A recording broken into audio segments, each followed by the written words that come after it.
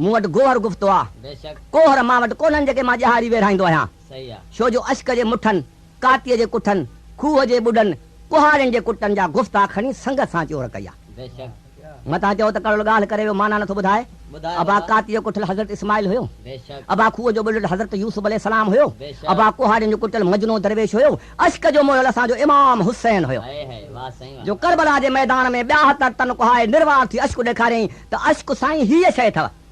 जो सिजदे में गला कटाया था मोमनो शहादत थई त ऐसी थई मुंहिंजा महबूब जमल इमाम हुसैन शहीद थियो आहे त 4 पखी इमाम हुसैन जे कौला आहिनि हिकिड़े पखीअ ज़ख़्म जा तीर छिकिया आहिनि हिकिड़े पखीअ मथां परनि जी शाम कई आहे हिकिड़े पखीअ पान जूं शोंभियूं गले में विधियूं आहिनि हिकिड़ो पखी हर हर गलनि ते मिठियूं पियो ॾिएसि शिमरे जमल ॾिठो त पुछा कयईं हुसैना ए कहिड़े पखी आहिनि अॻु शिमरा ए पहला पखी जेको ॾेखंदा आहीं जेको परांदी शाम करंदा आहे इहो मेरा नाना रसूल मोहम्मद आहे दूजा पखी जेको ज़ख़्मा दे तीर छिकेंदा है मेरा मुश्किल कुशा अली हैदर सफदर गोहर है तीजा पखी जेको पाणींदा चुंबा गदा है सो मेरा अद्दा इमाम हसन भाई है चौथा पखी जेको हर हर मिठा देंदा है मेरी अम्मा खातून जन्नत है बेओ हवाली तकदीर अजली लिखिया कौन मटेंदा करम शाह रब डाढा बेपरवाह है जो चिणिया दे हथों बांस कोहेंदा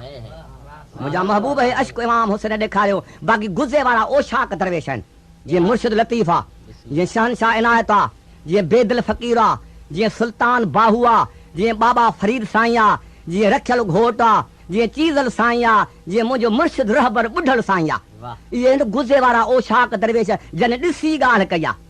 अॼोका दरवेश जेके आहिनि बाबा उन्हनि ॿुधी ॻाल्हि कई आहे पर उन्हनि खे बि लख शाबस आहे उन्हनि दरवेशनि जूं ॿुधियूं ॻाल्हियूं त हे बि सना ॿुधाइनि था नी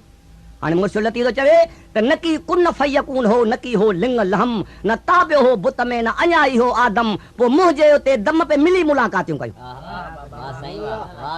नकी कुन फयकून हो नकी हाय न हूए पोइ सजननि खे उते साम्हूं ई असां बीठे ॾिठोसूं पोइ मोमिन तहलाकूं पे मिली मुलाक़ातियूं कयूं मोमिननि जा रूह बि हुया जन पे महबूब खे मेराज ते वेंदे ॾिठो मुंहिंजा महबूब साईं हे हिन फ़क़ीरनि जूं ॻाल्हियूं दरवेशनि जूं अॼु ॾिसो था त राग मुल्क मां वियो राग कोन्हे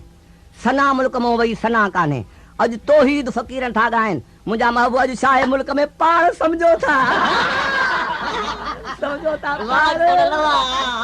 छो जो असांजे हिन मुल्क में ॿ टे ॻाइणा फ़क़ीर आहिनि जेके हक़ीक़त तरीक़त मार्फत शरीअ जो था ॻाइनि